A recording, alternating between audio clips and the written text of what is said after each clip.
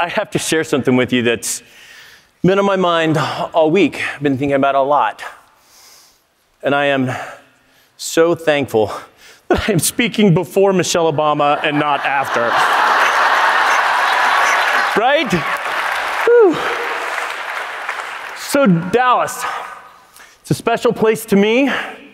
It's where I started my family. It's where I started my career in human resources. It's where I got my first recruiter gig. Any other recruiters out there? Anyone? Woo! So recruiters, the most critical job in human resources, right? Yeah. I'm gonna get some flack at home for that.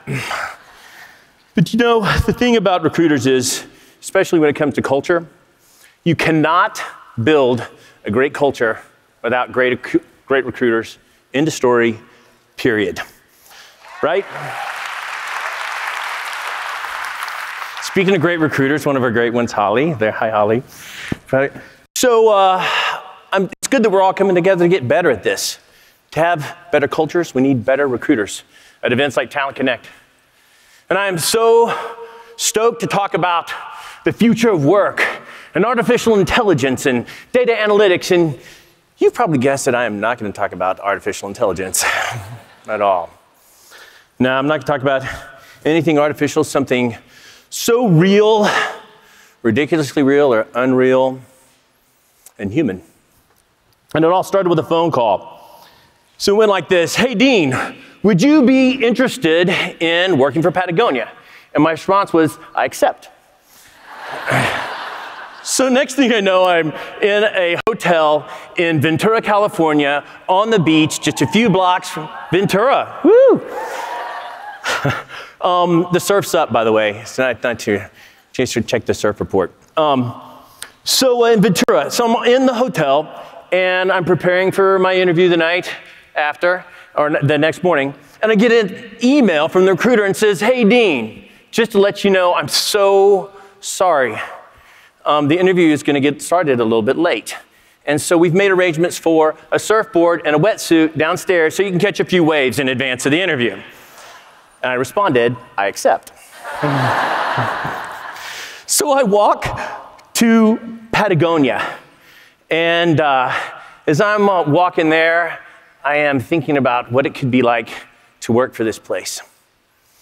And I'm walking up the steps, I'm walking under this solar array of panels, and I'm walking towards the sound of children screaming and laughing and playing.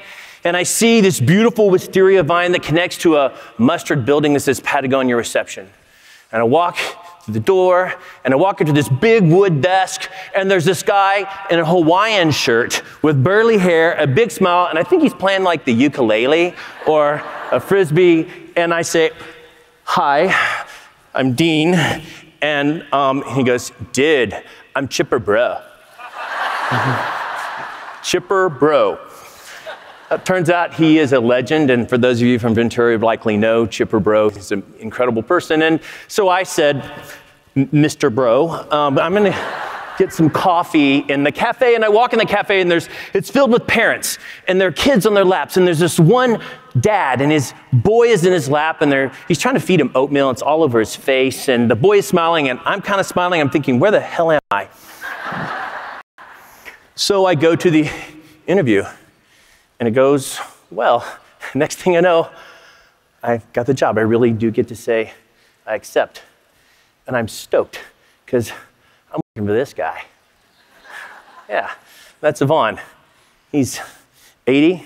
I talked to his wife the other day and said, how's Yvonne today? And she goes, oh, he's great. Got a good surf in. So I'm so stoked to be working for him. And I feel like I'm ready for this moment.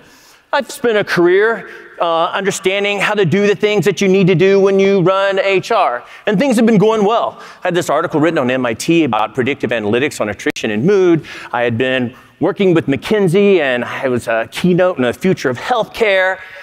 And above all that, I'm concerned about our planet. I'm concerned about what it's going to be for my daughter and her grandchildren and their children. And I want them to have clean air and clean oceans, and I want to do my part to make a difference in that. So that's why I'm stoked to work for this man. Thank you. So this is me and Yvonne, surfing, like ready, I'm ready to go. I'm ready to increase engagement and control medical costs and save the planet. And this is me. Yeah, I found out real fast that all I had learned, I had a lot of unlearning to do, a lot of rethinking about what it's all about. And what I learned from this man. Actually, this is the beginning of Patagonia. This is our innovation incubation lab. So in Yosemite. So Yvonne, as you may know, started out making pitons. He was a climber, and the pitons are the things you bang into the side of the mountain. But when you do that, you destroy the mountain a little bit, and he didn't like that. So he invented another kind of piton. Turns out other climbers didn't want to destroy the mountain either. They were very popular, so he ended up opening up a blacksmith shop in Ventura, California, where it still is there today, near a surf break. You know, most companies move for a tax break. We moved for a surf break.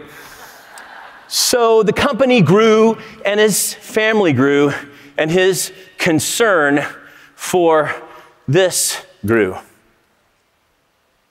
He wanted to make sure that as he's growing his business, that he would grow a business that was different.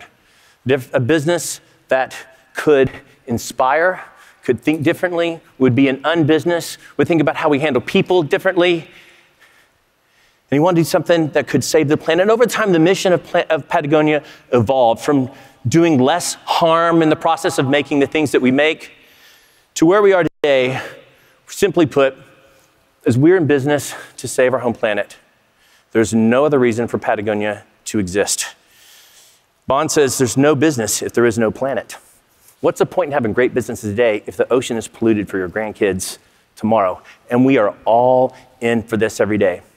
And this isn't just a slogan. It's driven by the business model. So for example, you may know that we give 1% of top-line sales, not profit, 1% of top-line sales to local grassroots environmental efforts, resulting in hundreds of millions of dollars over the time. Thank you. Even if we don't make a profit, we still give 1% to the planet. And then in November 2016, something happened that made us a little more concerned about the planet. And Black Friday's coming up, and so we didn't know what to do. So we have to do something. We can't just have business as usual because it's our biggest day of the year.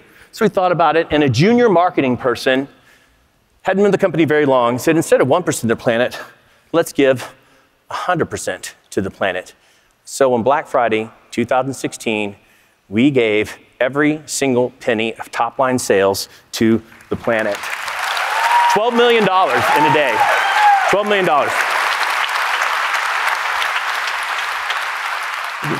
And the thing about this is, it's not about giving the 12 million. It's a message to me as an employee. This is what's important.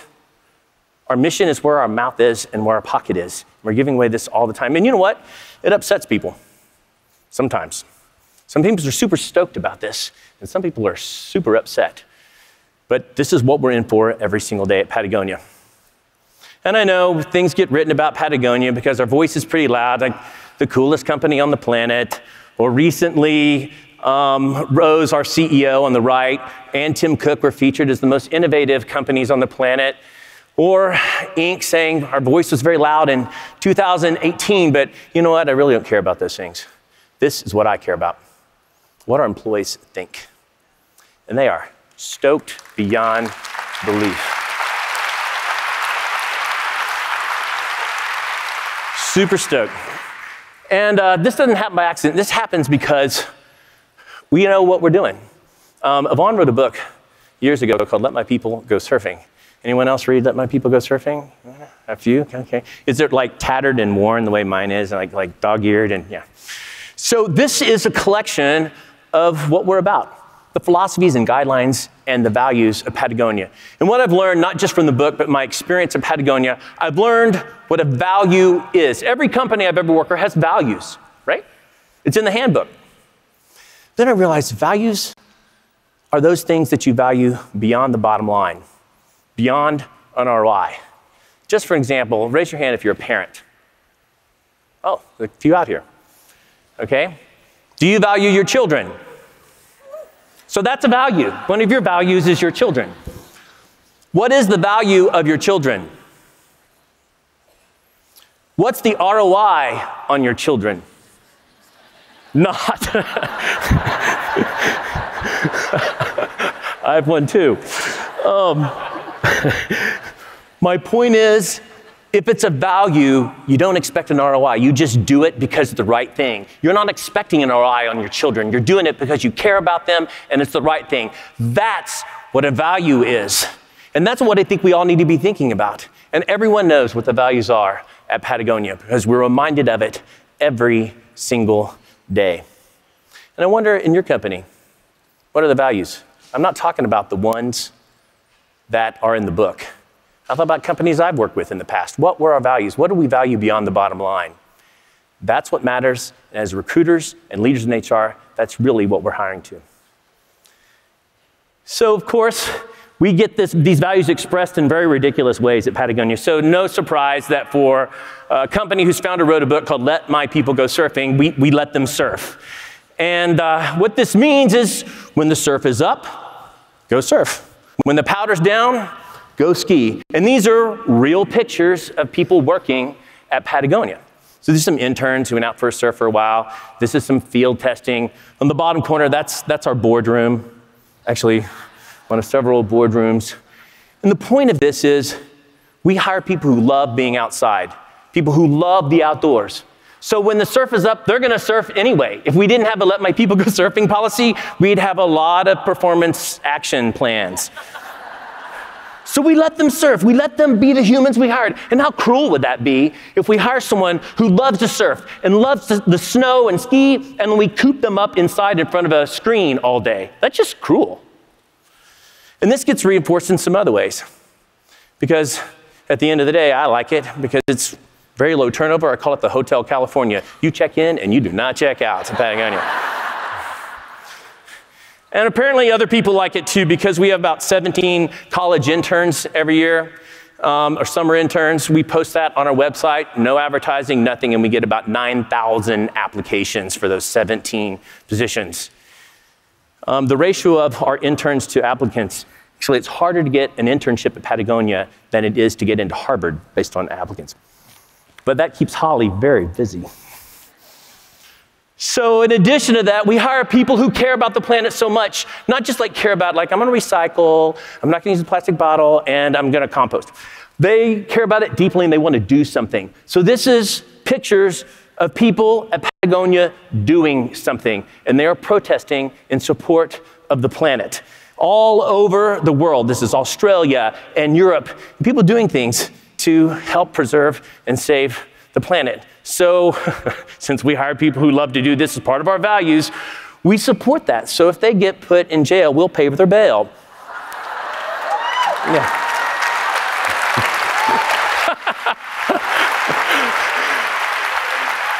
Because if we don't, they're gonna still be in jail and not at work. Wild horses could not keep them, for example, from the Youth Climate March on Friday. So we just closed all the buildings and everyone just left and marched with the youth. Yeah. But, you know, if jail and bail are not your thing. Oh, by the way, first time in my career I've ever sent this text to the head of HR in Europe. Who is in jail? No one, thankfully. So, in addition to doing something doesn't mean protesting necessarily. It means getting your hands dirty, doing repair in wild places. And so if that's your thing, we'll pay for up to 2 months of paid leave for you to go wherever in the world and help endangered species. And hundreds of people at Patagonia go on 2 months of paid leave all over. I've done that for my environmental leave. Mine was not as cool. I cleaned up sea lion poop on the Channel Islands, which was really great, but it's really cool to see them go back into the water. My point on this is, we know what our values are ridiculously, and we lean into them in ridiculous ways, and we help people live those values ridiculously, because it wouldn't work any other way. So there's what comes to recruiters. So our recruiters are looking for people who share these values all the time. But we're not looking for like climate control drones.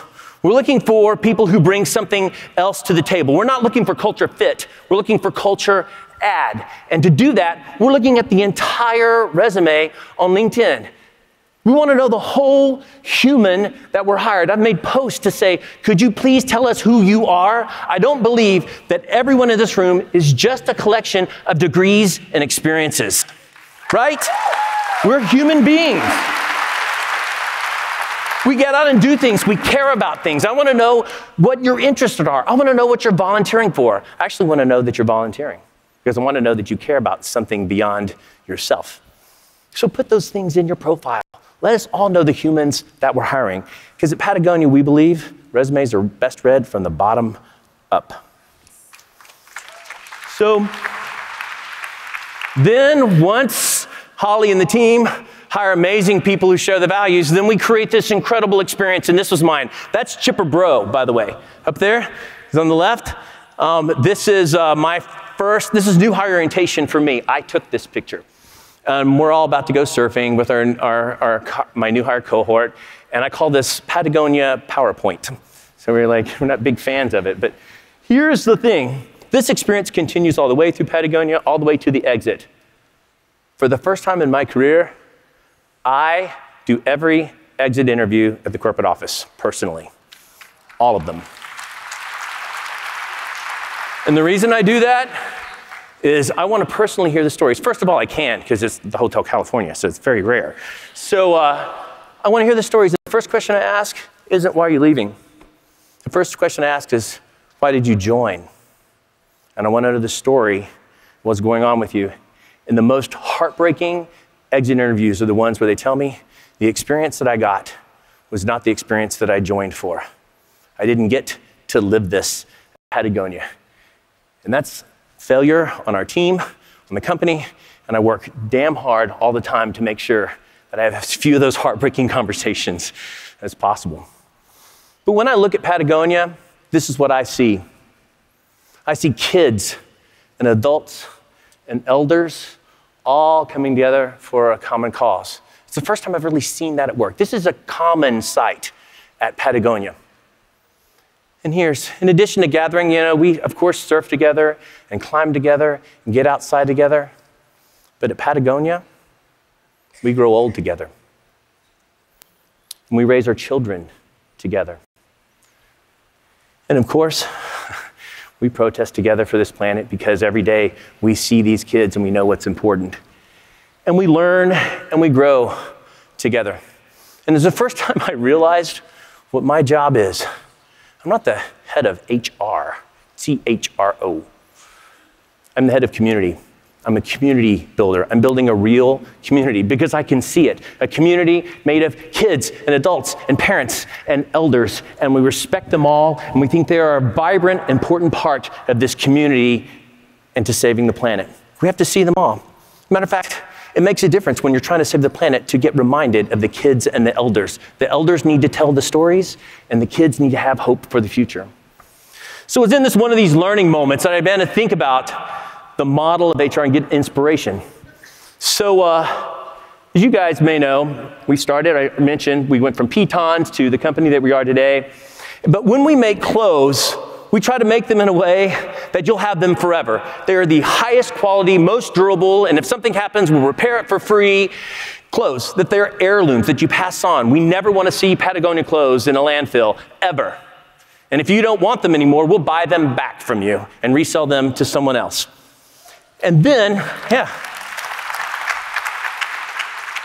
another experience, we're saving the planet. But then, in the process of doing this and making the clothes, our mission has always been to do no unnecessary harm. Make clothes in a way which does the least harm to the planet. But Yvonne wants us to run this company like it's going to be here for 100 years. Not another quarter or another year, but 100 years. So if you're running a company for 100 years that's in business to save the home planet, and you make clothes that damage it just a little bit less than everyone else, we're just killing it a little slower. over the next 100 years. So we're not really living our mission. So we got to think like, wow, how can we live deeper? So the future of Patagonia likely is food. It's one of our fastest growing divisions, as a matter of fact, and here's why. You see, here's how traditional agriculture works. You slice into the ground, you put a seed in, you close it up, you put pesticides and fertilizer and water and all this junk on to make it grow. But underneath the ground, the seed begins to sprout roots. And the roots form this microbial community that pulls in the nutrients from the soil to help the plant grow. So this community is helping the plant grow. The plant grows up, goes through the air, and then it begins to pull carbon in and re-enrich the soil and puts it under. And at the end of the season, we rip it off, we slice back into the ground in this giant dust cloud, which kills the microbial community and releases the carbon back into the air. Agriculture is the #1 contributor to climate change and carbon. Now, there's a better way. Which is called regenerative or restorative agriculture. If you leave the ground whole and just poke the seed back into that community that's growing and the carbon stays in there, the seed grows beautifully because it's community. And you don't need fertilizers and pesticides and water because the soil is rich that it's growing in. And the plant continues to sequester carbon. And you just do this over and over. And when you do this, if the entire world switched to regenerative no-till agriculture, we would begin to reverse climate change within a couple decades. That's why we're moving to food.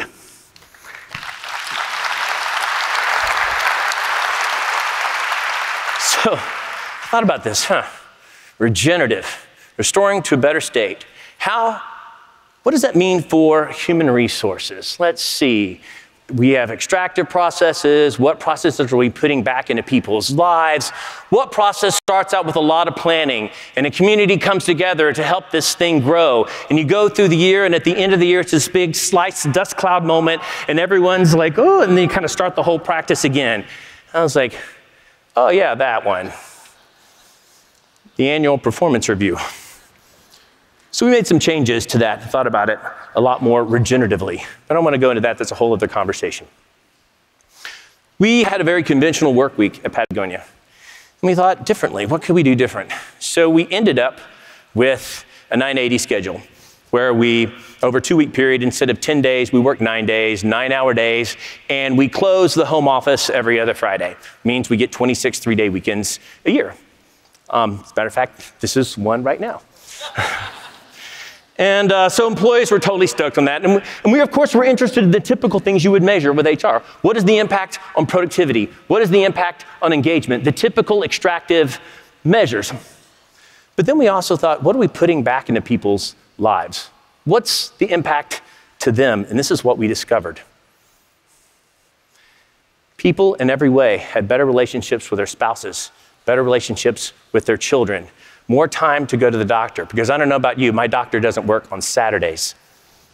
But more time to go to the grocery store and get healthy food. And every single measure we put back into people's lives.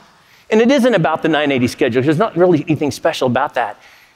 It is about being curious, not just, productivity or engagement or the things the company needs to extract from people.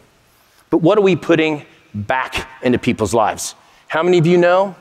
People are just like, work is great. It's really improved the relationship with my spouse. I love work. My kids have been closer than ever. I think it's time we thought about and we've gotten really, really good with data and analytics of understanding what we're taking out of people's lives and putting into the company. I think we can get a lot better about what we're putting into people's lives. Dr. Jeffrey Pfeffer. Yeah, right? We can get good at that too. Dr. Jeffrey Pfeffer of Stanford wrote a book, Dying for a Paycheck. And literally, workplace stress, much of it related to relationships with spouse and kids, is killing people. It's making them sick. And it's costing billions of dollars. And so, head of HR, I'm like, yeah, oh my God, our healthcare costs are rising because we're stressing them out. Well, we got to do something about this. We got to either switch the cost of our healthcare plan.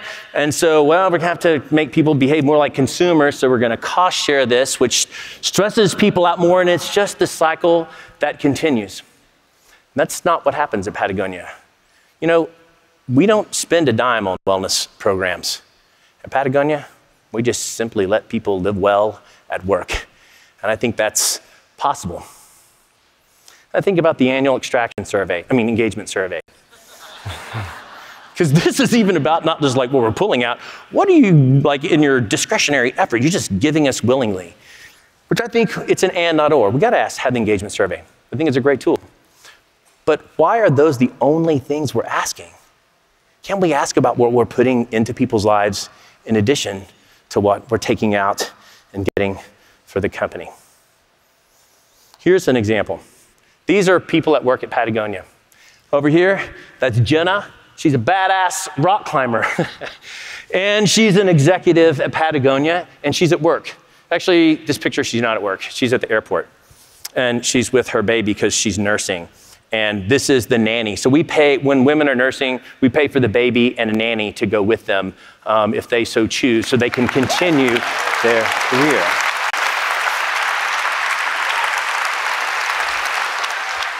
And these are a couple things. That's Julie. There's a meeting. She couldn't leave, so she brought her baby with her. That is Jimmy with his beautiful baby girl, and Hector, whose daughter now knows that work is not some mystery place her father goes to. Kids at Patagonia see their parents at work every single day. And I see Jimmy on the lawn reading books to his kids, or other dads feeding their kids. You know, 52% of the kids at childcare at Patagonia are for dads whose moms don't have childcare, so they bring their kids to work. Rob Tadlock's an attorney. Had a baby every single day. One of our attorneys walking in, baby Jane on his arm. Walking in like this, said Jane on his desk, does his attorney things, sets a blanket on the floor, plays with her a little bit, and takes her down after he feeds her. What would I have given as a dad to have been able to do that? Right? As a dad. I don't even have kids at work at Patagonia. Mine is long grown and gone. And it just makes me happy. Like seeing them, when you see a kid looking at you and smiling at you with oatmeal all over their face, you laugh and smile too. You cannot take yours seriously when kids are looking at you. And of course, for the company, that means some good things. 100% of women, just about, return from leave. Whereas in the rest of the industry, 25 to 30% of women do not return from leave after having a child. 25 to 30% of women do not return. Let me just put that. What if 25 to 30% of men did not return every time a child was born? What if? Be a little different, probably. And because of this, I didn't do this. I didn't start childcare. This was done 40 years ago. So women have had the benefit of this for a long time, and that means we have equity in leadership all over Patagonia. We have equity in pay all over Patagonia. Not because we did something special, we just allowed women to perform at the same level as men without the burdens and them leaving work, right? I don't think women are asking for something special. Just let me work and let me bring my kids, right? So this happened. So understanding what we're putting back into people's lives, I did some research. So I'm like, what is this thing? And I discovered a magic number, 27. Basically, men and women make the same pay from college all the way through age 27. And at 27, the gap begins to grow and grow and grow all the way through age 40, and then it levels off. Then I did some more research. The average age for the first child in America is 27. Anyhow, if you're thinking about gender parity and equity, as our CEO likes to say, think about on-site child caring, even little ways. And when I think about what this puts back into people's lives, we had a moment recently, we had a meeting in HR, and Holly, our recruiter, who's here today, she brought her baby Bodhi to the meeting, and she's feeding Bodhi, and in the meeting, we're all talking, and as a matter of fact, I've been in board meetings with Patagonia, and there's been a feeding baby at the table. That was my first experience. I'm like, oh, okay, we're feeding the baby right now. I had so many things to learn. So Holly's there, and I made a comment. That's way cool, Holly. And so she posted her experience on LinkedIn. I don't know if you saw this, but she just said, I'm so thankful that I don't have to make the choice to leave Bodie or leave my job. And she talked about this. So she posted this at night, and the next day, 2 million views later. One day, all over the world, it's running what, Holly, right now, 6 million views about. If you want to understand the impact of what you put into people's lives, read the thousands of comments, tearful comments from parents, and what this would mean to them, or what is meant to them in their life. There are literally thousands of them. So, and yeah, just a good example, when we think regeneratively, not about what we're taking about, what we're putting in to people's lives. At Patagonia, Vaughn likes to say kids are our best product. And here's why.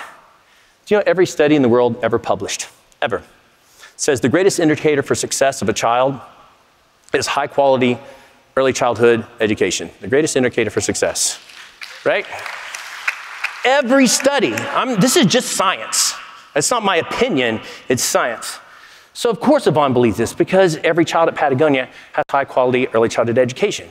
But you don't think about the benefits of this when you think about running a company for 100 years. 40 years later, these are parents with their children. These are people working at Patagonia whose children are now leaders and managers at Patagonia. We have the ultimate succession plan. We start them at 8 weeks.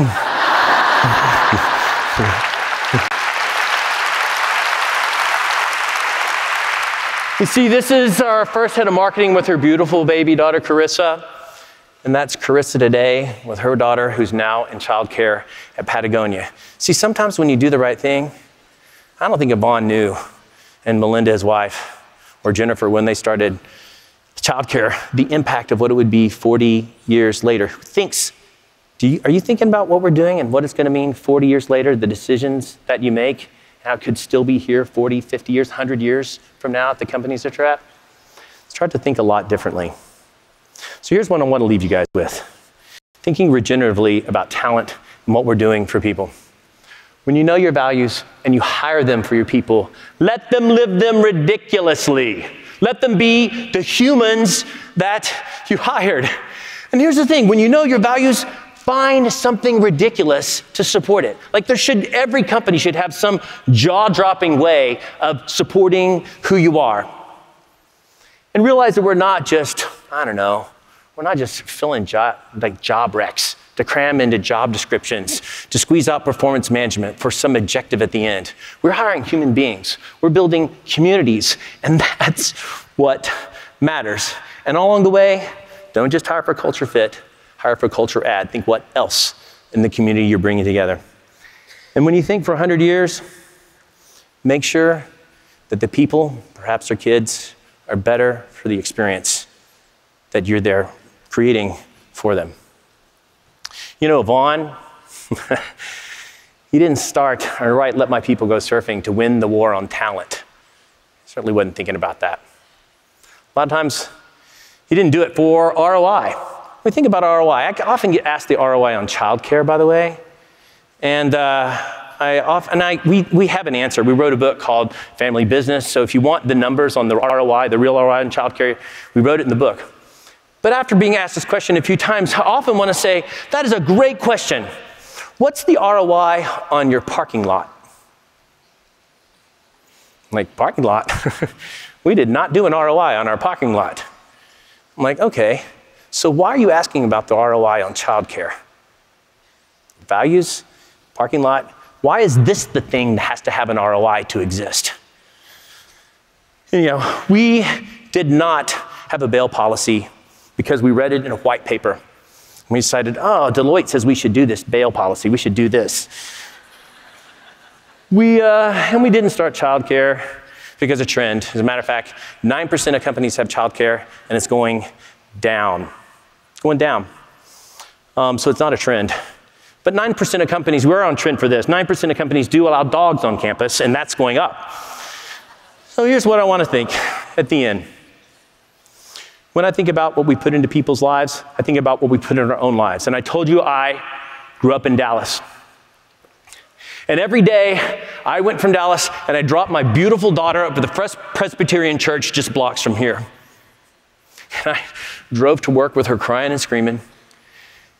And I went to work and watched engagement rise and healthcare costs close. I think about the decision I could have made that could have made a difference in my life. And since I'm here, perhaps some people out there in Dallas, in your life, I want you to think regeneratively about what we're putting back into people's lives, about what we're putting back into planet. So we have great kids and clean air and fresh water and planet and incredible places to work for all of us. It's a 980 day. I should be off work today, and I'm here with you, and I wanted to share this with you because I want us to think about change. And I'm so thankful for this opportunity, and let's go make a difference. You can do it, guys. Thank you. Thank you.